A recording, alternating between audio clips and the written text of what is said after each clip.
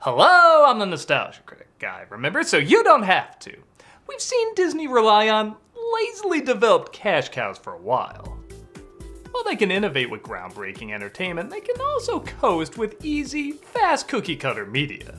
In the past, it's been awkward teen movies, more recently it's been the live-action remakes, and of course, we all remember the direct-to-video sequels. The films nobody asked for, yet everybody watched. Disney was great at taking Happily Ever After and asking, hey, what if that was only part 1? Most of these were pretty bad, yet made a ton of money. So much so that 2 films originally meant to be straight to video were given big screen releases. Jungle Book 2, Mowgli's Killing Spree. Oh wait, that's the book, seriously, y'all need to read it! And Return to Neverland.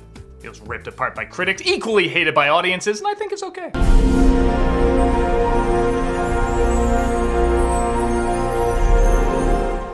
In 2002, almost 50 years after the original. Return to Neverland admittedly doesn't need to exist, but for a film that's entirely pointless, I found it kind of charming. I don't know, maybe I'm just comparing it to the other awful sequels that came out, but it's not afraid to be aggressively harsh at times. It continues the story while also bringing us sections of the book that were left out of the first version. And the animation is beautiful, particularly at a time when Disney was phasing out its hand-drawn films. I don't see it as great. There's certainly moments where it stumbles, and for a sequel made half a century later, it could have been more grand. But I thought it captured the spirit of the original book and play pretty well. I do wish it would go further, like what the Fox show did in the 90s, still waiting for a digital release Disney. But for no doubt the limitations Disney must have given to this, I think it turned out an okay flick. What makes me give this sequel a pass and others? The Boo Box. Well, let's fly on in. This is Return to Neverland. The intro already starts off pretty cool with some beautiful clouds above London showing us silhouettes of the previous film. And this already feels more visually creative than other nostalgic callbacks like, when you take on the responsibility, great power will come. I also like the reveal Peter is a little less creepy than the original that looks like a horror film from Neon Pictures. The story always ends the same. Peter Pan shouts, "Keep the mouse away from my IP!"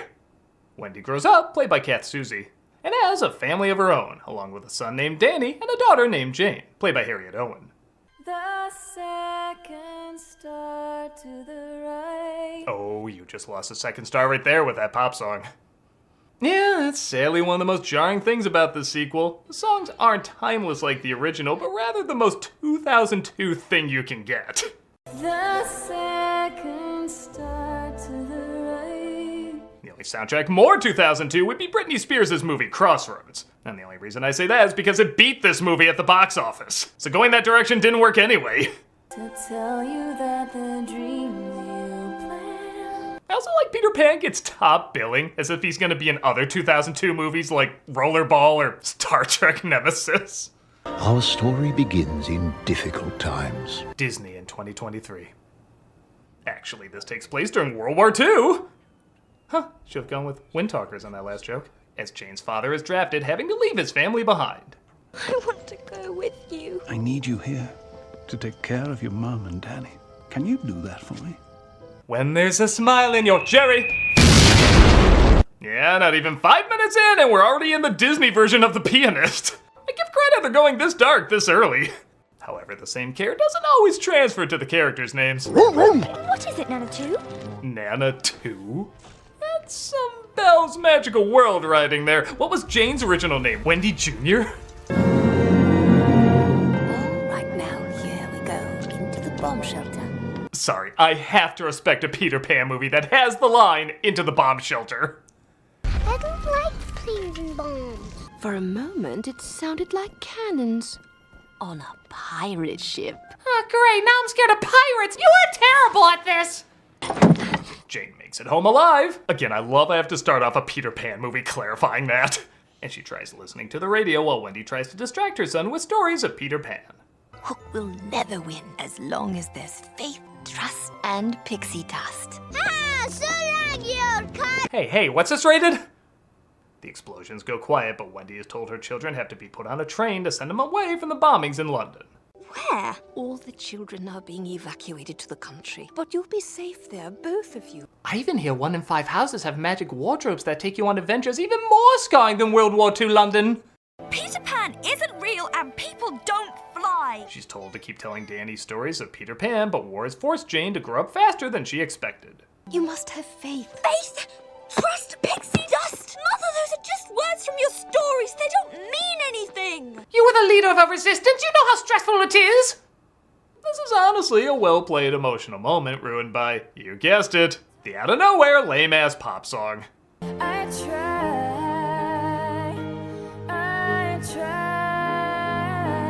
Oh, don't make me say it. Don't make me say it. I feel like Phil Collins would have done this better. But only because he would have elevated from dumb to stupid. And sure, the original has songs that aren't sung by the characters either, but sing me one song from this movie right now. Don't even think about it. You can't do it, but the other, Following the Lead, or When There's a Smile in Your Heart, they're just better! But Jane's ship comes in as Captain Hook and his pirates mistake her for Wendy and kidnap her.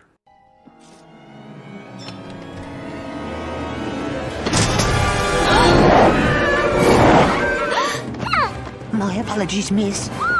Seeing how the original voice of Smee was also the same guy who played the Ranger in the Humphrey the Bear cartoons, I kinda wanna hear him go, First you make the snag, put her in the bag. Bum, bum.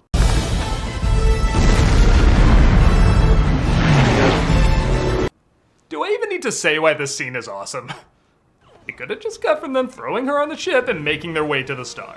But they go out of their way to give us some really cool animation where you really feel the weight and size of this ship flying over London. If the original flying over London scene was magical and enchanting, then this is destructive and beautifully chaotic. It's a short moment, but it is so cool, I don't think it gets enough attention. They're teleported to Neverland using some of Mary Blair's original design from the first film, that's a nice touch. And Hook plans to use Jane as bait to lure Peter Pan. And to be fair, it does work. Oh, and for some reason the crocodile's replaced with an octopus in this one. I don't really know why some of the funniest animation of all time has come from that character.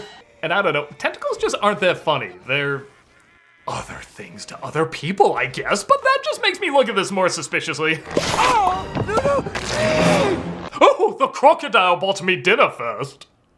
As Corey Burton as Hook and Blaine Weaver as Pan, and honestly most of the replacement actors do a good job recreating the sound and charm of the original characters. Well, if you're Wendy's daughter, you're gonna love it here! Touch the rainbow, mother! Yeah, that doesn't work as good. Fly past this portion as fast as you can. No time to see anyone. They're all just somewhere else, feeding their cats. Oh, god damn it. Shanghai, Hong Kong, ik fu yang. She did that on purpose. She's just jealous. All girls get like that around me.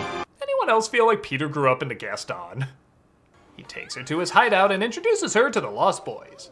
Slightly. Nibs. The twins. Our individual names are Nana 3 and Nana 4. Gubby. And that's Toodles. I like they got actual kids to voice the Lost Boys, as the originals did sound like Patrick the Starfish half the time. A terrible what? Wendy Bird! Wendy bird! I also like they play around with Neverland wiping your memory a little bit more in this one, as Jane is not even there for a few minutes and she already has trouble remembering her brother. You remind me of someone I know. The animal skin, the human face, the random attacking of a girl. She tries to leave with Tinkerbell, unsurprisingly cheering her exit. I have to get back to my family. Why? Because if a certain Reich saw a certain flying ship, they'll probably be stopping here too. The heart of the movie really is around Jane having both the same yet opposite problem of her mother.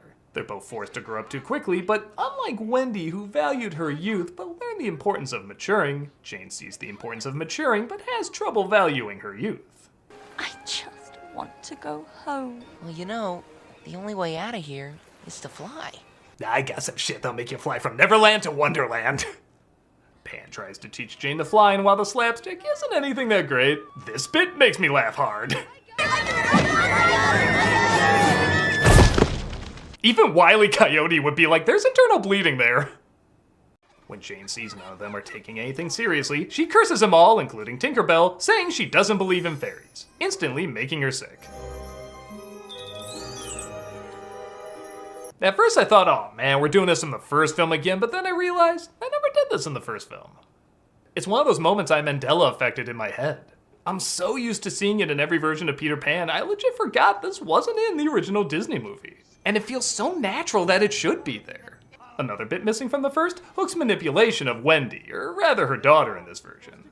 My sources tell me you wish to return home. I guess we got something similar with Tinkerbell, but because of that, you had to skip the other famous scene of believing in her to restore her life. I mean, how did she survive that with just a pep talk?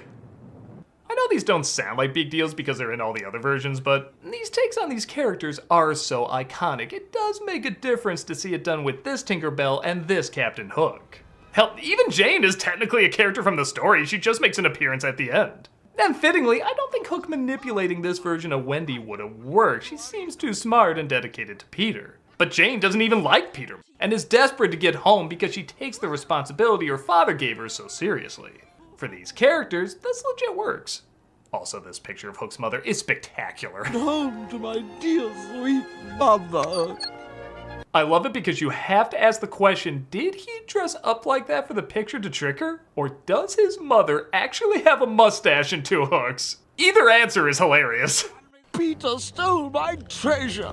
He says Peter took his treasure and the crew would mutiny if they returned home without it. I guess we're in the same boat. The same boat! That's it! How'd he not cut himself while doing that? That's it! He makes a deal that if she helps him find his treasure, he'll help her get home. Granted, I'm not sure why he can't just sneak up on their hideout again. It doesn't look like they moved, and for that matter, who the hell did they hang recently? If we don't get Jane to believe in fairies, Tink's light's gonna go out. As Tink starts to fade, Peter thinks restoring Jane's faith and having fun and imagination will get her believing in fairies once more, saving her life. She tells him the game she really wants to play is Treasure Hunt. Treasure hunt? That's a great idea! Again, I like the idea the boys are tricking her to save Tink's life while she's tricking them to try and get home. I'm pretty sure there's no characters in Neverland who actually tell the truth. And this also leads to the only song actually sung by any of the characters, and We swing on limbs of trees till we wake up the bees. you know, maybe there's just not meant to be songs in this movie. I feel bad saying that because apparently They Might Be Giants wrote this song, and I like them a lot. And maybe if they sung it, this would work. But with these kids, you're almost as bad as... Okay, I can't go that far. They lead her to the treasure and even welcome her as their first lost girl. Now that you're one of us, feel free to sing along. We are so proud. Yeah, there are pirates in this movie, right? Thank you. We do get that lame-ass liar reveal third act where everybody hates Jane for betraying them and there's a huge misunderstanding and everybody sulks. Two good things about it though is A, it doesn't go on that long, and B, it is kind of worth it for this Captain Hook joke. You see, he made a deal he wouldn't harm a hair on Peter's head. Ow! This is the one I won't harm. Here, you keep it. I love a-holes with loopholes. His laugh is also pretty great. No one can save him now. Good God, it's like he screamed at a spider and then found out the spider was funny. When Jane discovers Tink is dying, she quickly finds her and tries to bring her back to life. Again, I'm so used to seeing this character glowing that to suddenly see her not glowing is surprisingly jarring. Oh no. This is all my fault. The scene is very effective apart from, you know. I'll try.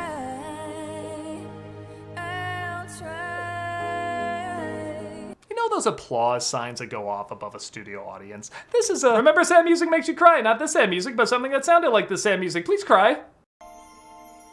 You know the drill though, she believes, that brings her back to life, and they go to save Peter. Admittedly, I am kinda sick of the climax always being on a pirate ship. I mean, Neverland's not Rhode Island, there are places you can go. But it gives Jane an okay arc as she finally learns how to fly.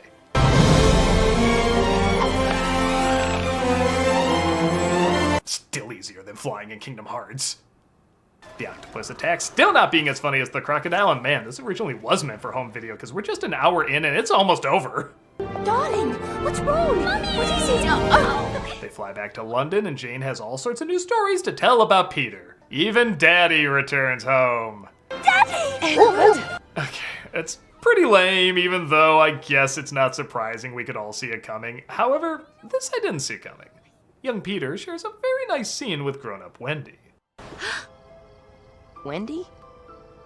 Hello, Peter. I'll admit, most of the movie I was kind of on the fence, but this is a scene that pushed me into liking it.